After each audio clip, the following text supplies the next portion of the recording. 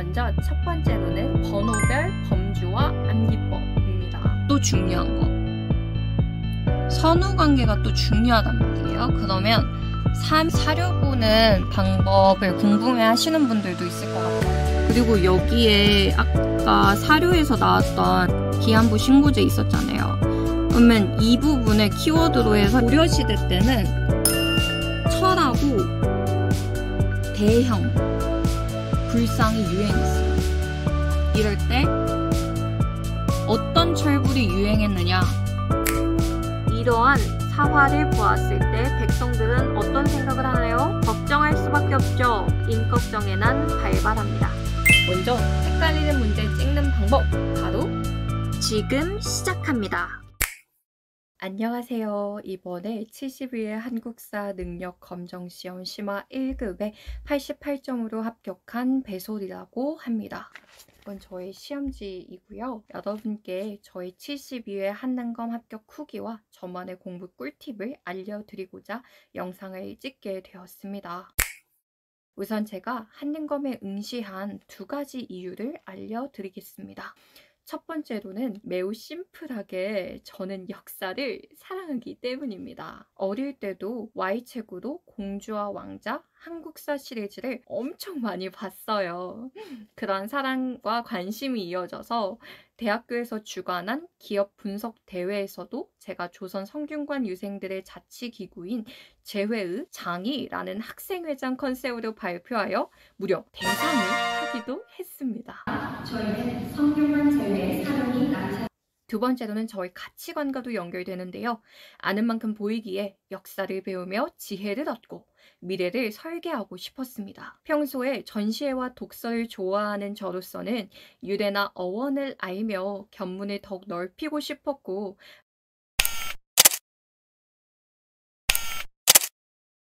마침 졸업하려면 한능검 자격증이 필수인 상황이기도 했습니다. 이처럼 여러분도 취업 등의 목적이 있거나 개개인마다 이유를 만들고 한능검 공부를 시작한다면 훨씬 동기부여가 돼서 공부를 더 잘할 수 있을 거예요. 자, 이제 본격적으로 저의 시험 준비 기간과 제가 들었던 강의와 교재를 추천해 드릴게요. 저는 2주의 준비 기간을 가졌고요. 하루 순공 5시간에서 8시간이었습니다. 저의 추천 교재는 별별 한국사 한능검 심화 상학원이고요. 이렇게 분철로 되어 있는 것을 샀어요. 심지어 저렴한 교재 가격에 대한민국 한국사 1타 강사인 최태성 선생님께서 해주시는 무료 강의를 유튜브를 통해 들을 수 있어서 한국사 공부에 들어간 돈이 교재값밖에 들지 않았습니다. 제가 들었던 강의는 별별 한국사 닭가슴살 PT 강의를 2배속으로 들었고요. 하루 강의 분량은 최소 3강에서 최대 6강씩 들었습니다. 왜냐하면 7강 이상 들으면 너무 힘들더라고요. 개개인의 컨디션에 따라 조절하는 것을 권장드립니다. 모든 공부에도 해당되지만 최소와 최대 마지노선을 정하고 루틴화하는 것이 상당히 중요하더라고요. 나 자신과의 하루 약속이라고 생각하고 공부하셨으면 좋겠고요. 참고로 조선 후기부터는 조금 어려워집니다. 총 50문제에 달하는 기출문제의 비율 역시 조선시대부터 근현대사까지는 약 절반 정도의 비중에 달하기 때문에 더욱 꼼꼼하게 공부했습니다. 이때 최태성 선생님의 유튜브 강의인 전날 복습을 활용하면 정말 좋습니다. 한국사의 경우에는 암기 과목이기에 뒷부분을 하면 앞부분이 기억나지 않을 수 있습니다. 따라서 전체 복습을 통해서 계속해서 리마인드 시켜주었고 자기 전에 틈틈이 봐줬습니다. 자신의 암기량에 따라 유동적으로 설정하며 공부하면 최고입니다.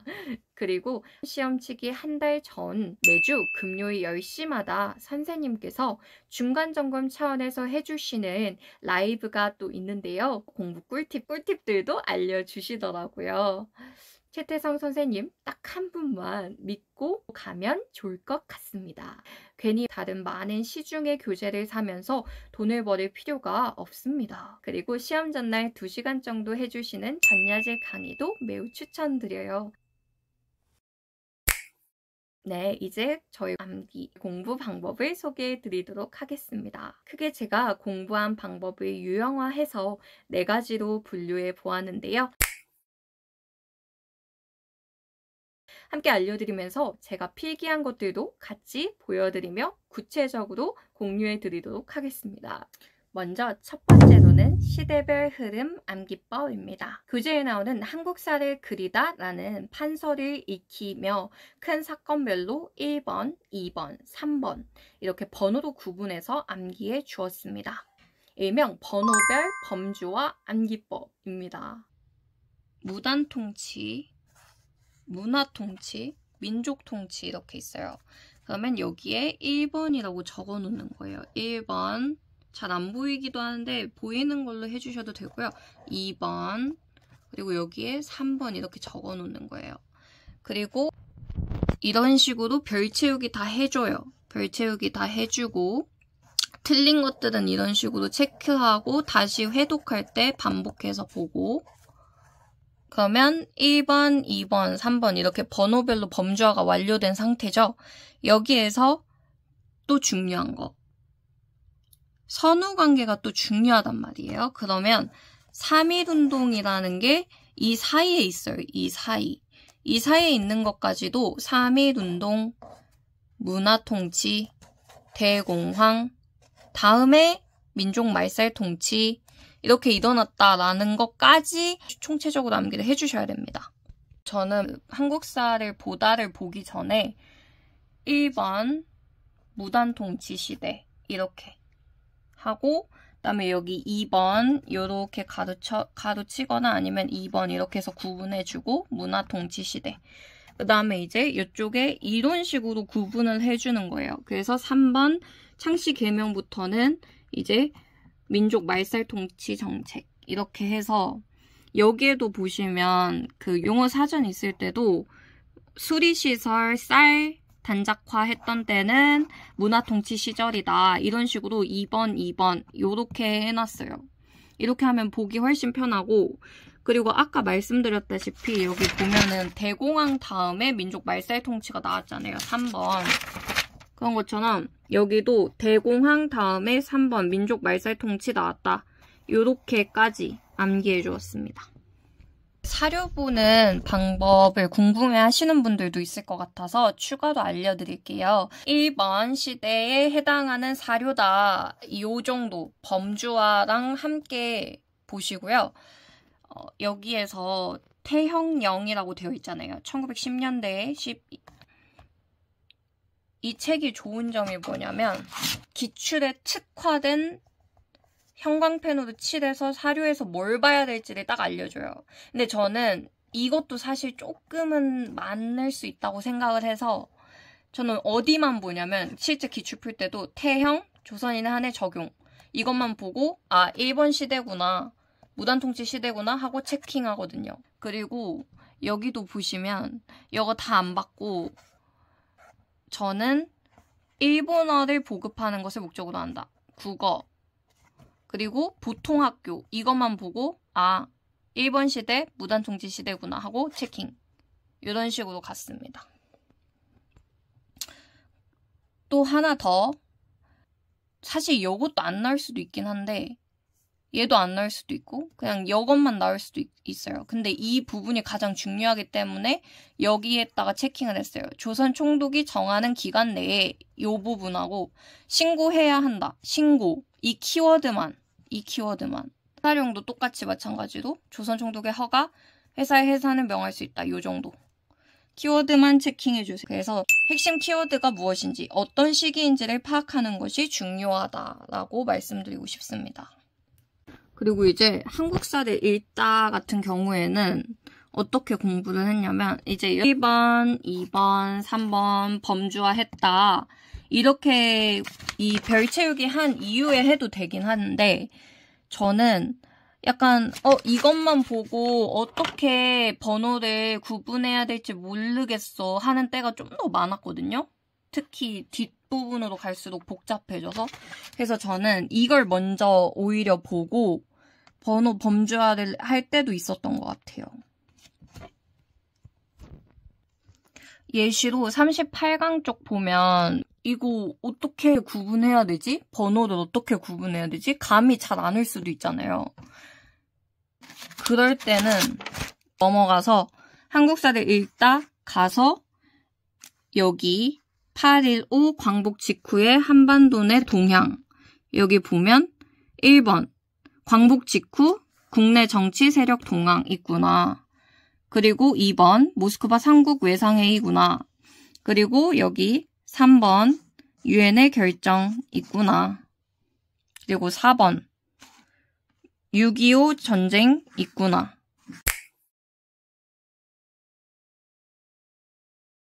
이제 기출로 넘어갈 건데요.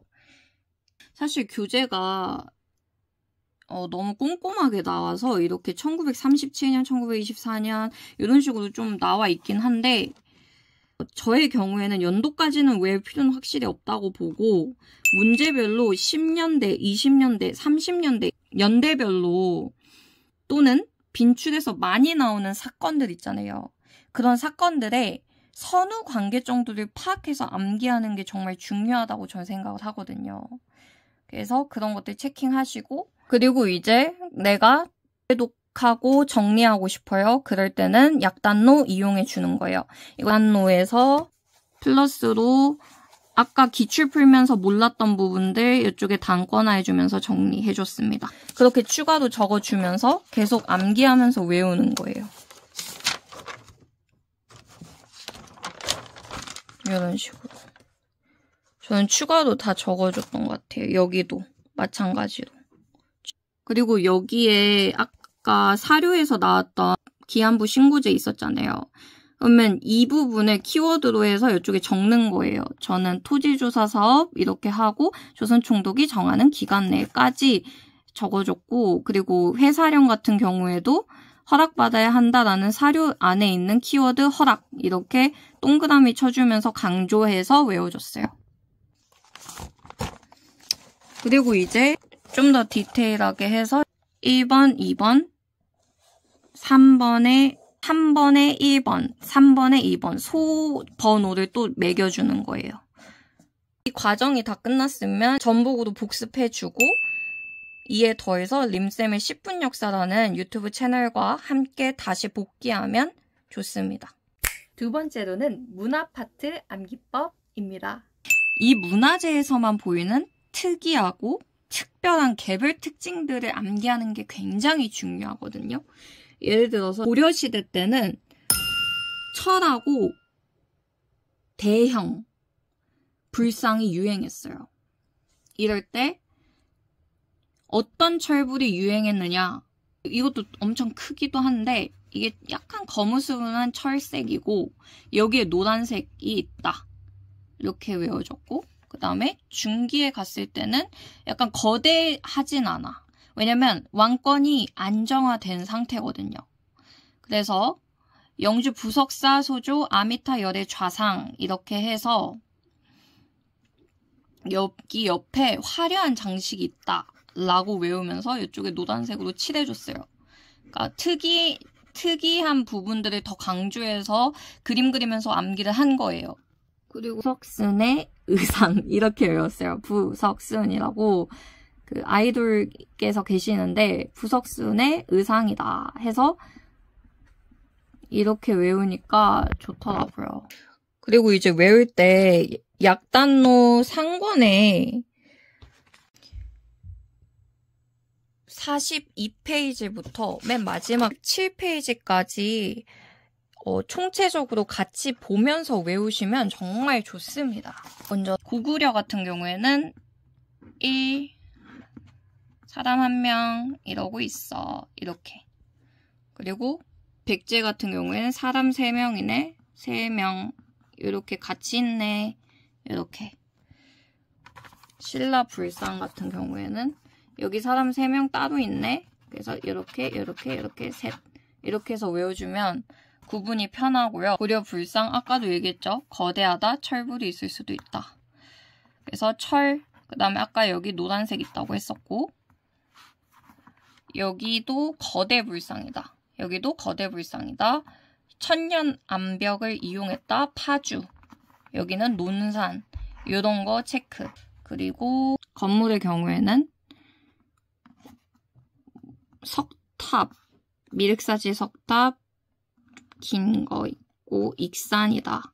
그리고 백제 부여, 정림사지 5층 석답, 소정방이 이 나쁜 애가 여기에 낙서를 했죠. 문화유산에. 그리고 신라의 경우에는 모전석탑. 전탑을 모방으로 했구나. 그리고 사실 통일신라도 그런데 신라는 좀 3층이 많아요. 여기도 3층이죠. 여기도 3층, 여기도 3층입니다. 그리고 플러스로 13층 석탑도 있다. 33으로 그냥 전 외웠어요. 그 다음에 얘 같은 경우에는 이것도 물론 전탑으로 만들긴 했지만 얘는 신라는 3층이 많다 했잖아요. 근데 발에는 5층이에요. 그리고 아까 전탑으로 만든 신라 같은 경우에는 문이 이렇게 있고 여기에 무슨 사자 같은 애가 있잖아요. 근데 발에는 그런 사자 같은 애 없고 그냥 문이 엄청 길고 커요. 그래서 그걸로 구분해서 외웠던 것 같아요. 이제 고려시대 건축물 파트로 갑니다. 여기 보면 다 1층이 많죠? 1층이 많아요. 아, 이게 고려구나. 그리고 여기 조선으로 갔을 때 되게 4층 탑이 많죠? 아, 이거 조선이구나. 일단 이렇게 구분 첫 번째로 해줘요. 그 다음에 이제 세세하게 들어가 주는 거죠. 만약에 고려시대 건물이 선지에 다 나오면 이거 다 고려시대인데 어떻게 골라야 되지? 혼란스럽잖아요. 그럴 때 이제 지역이 나올 수도 있고 아니면 뭐 이런 특징들, 얘네만의 특징들이 나올 수 있단 말이에요. 그런 거를 잘 구분을 해줄 수 있어야 돼요. 자, 여기 보시면 안동 맞은편에 탑이 있고 가장 오래된 목조 건축물이다. 그리고 얘랑 비슷하게 생긴 게 또 여기랑 여기 또 있죠. 이 세 개 어떻게 구분하느냐. 일단 여기 같은 경우에는 다포형 양식이라고 해서 여기가 잘린 경우가 굉장히 많아요. 그리고 일단 굉장히 길고 많죠. 그렇게 구분해 주시고 얘랑 얘가 진짜 많이 헷갈릴 경우도 있더라고요. 그럴 때는 어떻게 외우느냐. 이 글자가 굉장히 크게 나오고 문도 얘에 비해서 얘는 3개로 투박한데 얘는 엄청 많죠. 그걸로 구분해 주시는 거예요. 이런 식으로 각 그림의 특징들, 개별 특징들의 차이점을 보고 암기를 해주셔야 되는 거예요. 세 번째로는 스토리 연상 암기법인데요. 스토리를 만들어서 외우는 거예요. 조선시대엔 사화, 붕당, 예송, 황국, 탕평, 세도 정치로 이어지며 정치 세력들이 갈등과 대립을 반복하며 분파하는데요. 여기서 맨 첫 번째 사화를 예로 들면 사림들이 화를 당해서 사화라 칭한 것이고 무오, 갑자, 기묘, 을사, 사화 순으로 스토리를 암기하면 무오사화에서는 김종직이 사망합니다. 왜냐고요? 조의제문을 썼어요. 이 내용은 연산군의 선조인 세조가 있어요. 이 세조가 계유정난으로 단종 조카를 폐위시킵니다. 이거 윤리적으로 문제 있지 않아? 이렇게 비판한 김종직이 능멸했다는 죄로 사망합니다. 다시 다혈질이고 사이코패스인 연산군의 엄마인 패비윤 씨가 갑자기 사망했다고? 그 다음으로 세 번째 기묘사화. 조광조가 사망했어요. 왜요? 낙엽에 글씨가 생겼어요. 애벌레들이 다 파먹은 거예요. 이런 기묘한 일이 주초위왕, 곧 조씨가 왕이 된다 라는 글씨가 써져 있던 거죠. 이로 인해서 조씨인 조광조가 반역죄로 사망하게 됩니다. 그리고 드디어 사화의 마지막 순서죠. 이때 대윤인 외척세력 문원형, 유님 등이 사망하게 됩니다. 그 이후 양서역 벽서 사건, 이때 소윤 세력이 완벽하게 승리를 거두죠. 이러한 사화를 보았을 때 백성들은 어떤 생각을 하나요? 걱정할 수밖에 없죠. 임꺽정의 난 발발합니다. 이렇게 스토리를 암기하며 외우니 좋았습니다. 추가로 정치 세력이 대립하는 경우 형광펜으로 칠해서 흥부파는 하늘색, 살인파는 노란색으로 칠해 직관적으로 헷갈리지 않게 암기했습니다. 사화에서는 비록 살인파가 계속 졌지만 유양소와 서원, 향약을 통해 살인파가 부활하자 동인과 서인으로 분당이 됩니다. 여기서 서인은 연두색으로 칠하니 동인과의 구분이 쉬워졌습니다. 네 번째로 앞문자 또는 초성을 따서 외우는 방법도 있습니다. 역시 서인은 연두색으로 남인과 구분했습니다. 한국의 경우 경기도 갑으로 외우면 되고 여기서 디테일을 추가하자면 맨 앞에 있는 경, 맨 뒤에 있는 갑이 서인이 이긴 황국, 가운데 있는 기사왕국이 남인인 장희빈이 낳은 원자가 책봉, 서인인 인현왕후는 폐위되며 유일하게 남인이 이긴 황국입니다. 그리고 마지막 갑술한국은 인현왕후가 복위한 이후 장희빈은 사약을 받으며 끝이 나게 됩니다. 이처럼 주의할 점은 앞글자, 두문자 등 따서 외우되 디테일하게 기출에 자주 나오는 또는 내가 잘 못 외운 부분을 엮어서 외우는 것이 중요합니다. 예를 들어 경기도 갑이라는 문자에만 치중해서 외우면 시험장에 가서 이게 한국을 뜻하는 단어였는지 기억이 나지 않아 멘붕이 올 수도 있으니까요. 이어서 1920년대 일제강점기 시대로 가면 조선처럼 계속해서 정치 세력이 나눠지는데요. 바로 민족주의와 사회주의 계열입니다. 이 민족주의는 특히 타협적 민족주의자와 비타협적 민족주의자로 나뉘는데 여기서 비타협적 민족주의자는 줄여서 비타민으로 외웠습니다. 이때 이 비타민들은 타협적 민족주의자를 보고 기회주의자라 비판하기도 했어요. 이 비타민들과 사회주의 세력은 이후 좌우합작, 조선민흥회, 정우의 선언을 거쳐 1927년 신간회를 결성합니다. 이 신간회는 광주학생 항의 운동을 후원합니다. 여기서 핵심 꿀팁 하나 더 알려드리자면 데이터상 분석한 결과 사회주의의 경우 조선, 혁명이라는 키워드가 많이 들어가고 주로 20에서 30년대의 분포, 비타민의 경우 한국, 광복이라는 키워드가 많이 들어가고 주로 30에서 40년대 활동가들이 분포해 있습니다. 그러나 역시 예외는 있다는 점 말씀드립니다. 추가로 20년대에 활동한 의열당의 경우 사료에서 핵심 키워드로 폭력, 쟁취, 혁명이 있습니다. 자, 이제 그동안 말한 저의 한국사 공부 및 암기 전략을 요약해 보았습니다. 첫 번째 시대별 흐름 암기법부터 네 번째 앞문자 또는 초성 따기 암기법이 있었고요. 복습의 경우 최태성 선생님의 별별 한국사 별채우기와 전날 복습을 활용해 주시고 그리고 플러스 알파로 추가하면 애니메이션과 드라마 등이 있습니다.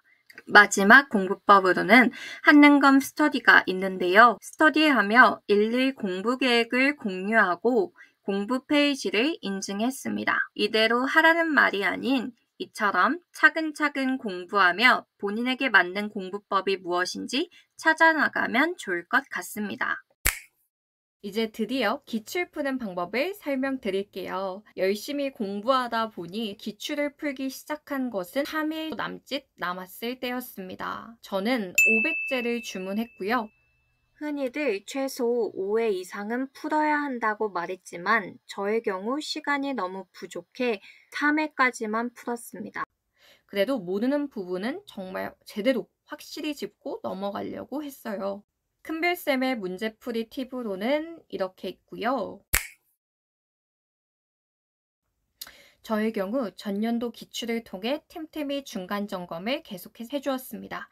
2주 동안 3번에 걸쳐 풀었고 맨 첫 번째에는 제 수준을 알기 위해 공부하지 않고 41점이 나왔습니다. 두 번째로는 조선시대까지 공부하고 봤더니 78점이 마지막으로 푼 것은 1급 안정권이 나왔습니다. 점차 공부한 대로 점수가 잘 나오는 것을 확인하니 내가 지금 공부를 잘하고 있다는 생각과 뿌듯함에 마인드 컨트롤에 확실히 도움되더라고요.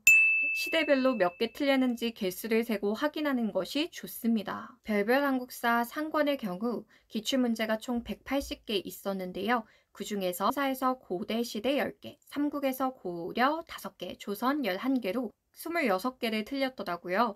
특히 그 중에서도 문화, 조직, 정치로 세분화해서 나눴을 때 조선의 경우에는 조직 부분을 4개나 틀려서 이처럼 기출을 풀면서 아예 몰랐거나 또는 암기를 못하고 그냥 지나쳤던 취약한 개념들의 경우 약단노와 저만의 암기 필살기를 담은 단권화 노트에 다시 넣어서 암기했습니다.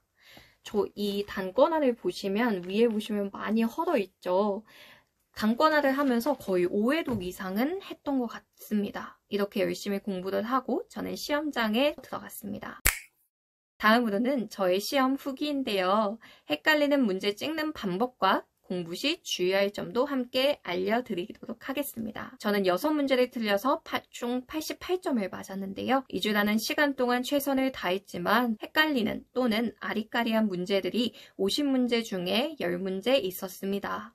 먼저 헷갈리는 문제 찍는 방법, 바로 딕테이터적 접근입니다. 내가 얼마나 보았고 접했는가가 기준이고요. 저는 4번과 23번이 그 유형에 해당했고 찍어서 맞출 수 있었어요. 주의할 점은 그만큼 많이 공부가 되어 있고 또 자신감이 있는 상태여야 한다는 것입니다. 이제 두 번째로 앞글자 따기 또는 초성으로 암기할 때 주의할 점입니다. 38번은 1910년대 저항 국외 독립운동 기지 건설 부분으로 심지어 전년도 기출에서도 유사 쌍둥이 문제로 연해주 지역이 정답으로 나왔던 유형인데 헷갈려서 틀렸던 기억이 있습니다. 왜 틀렸을까요? 정말 초성으로만 외우고 그 이외의 것들은 제대로 보지 않고 지나쳤기 때문이에요. 여러분은 저처럼 안타깝게 실수하지 마시고 기출에서 나온 유형이라면 놓치는 부분 없이 꼭꼭 디테일하게 엮어서 암기해주세요. 시험장 들어가기 전 준비물과 마인드 체크 알려드리도록 하겠습니다. 필수 준비물로는 수험표, 민증, 수정 테이프, 아날로그 손목시계가 있고요.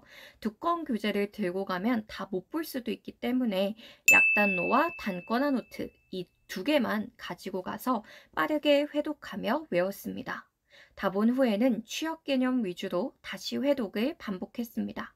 이 시험 내가 뿌시겠다 라는 마인드로 한다면 솔직히 못할 것이 뭐가 있겠습니까? 모든 수험생분들 파이팅입니다.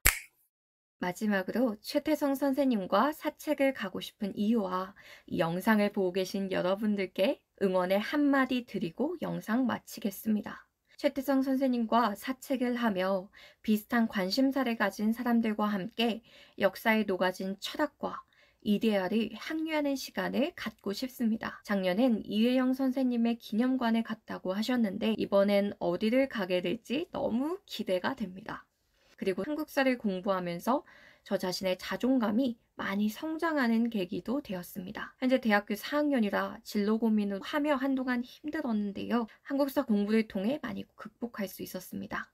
고조선부터 독립운동에 이르기까지 수많은 선조로 인해 한강의 기적이라 불릴 만큼 대한민국은 경제 성장을 이루었고 지금의 기적과도 같은 제가 그리고 여러분들이 탄생한 것 아니겠나요? 이처럼 여러분의 인생에도 힘든 시기가 있다면 역사는 때로는 위로를 선사하기도 합니다. 어제의 우리가 오늘의 우리에게 따뜻하고도 깊은 울림을 주길 소망합니다. 함께 희망찬 새로운 역사를 써 내려가요. 마지막으로 역사를 더더욱 사랑하고 관심을 가지도록 해주신 최태성 선생님께 감사의 인사 올리고 이 영상을 보고 계신 예비 수험생분들도 좋은 에너지 받고 꼭 합격하셨으면 좋겠습니다. 영상을 보고 조금이라도 도움이 되셨다면 좋아요와 구독 한 번씩 눌러주시면 감사하겠습니다. 감사합니다.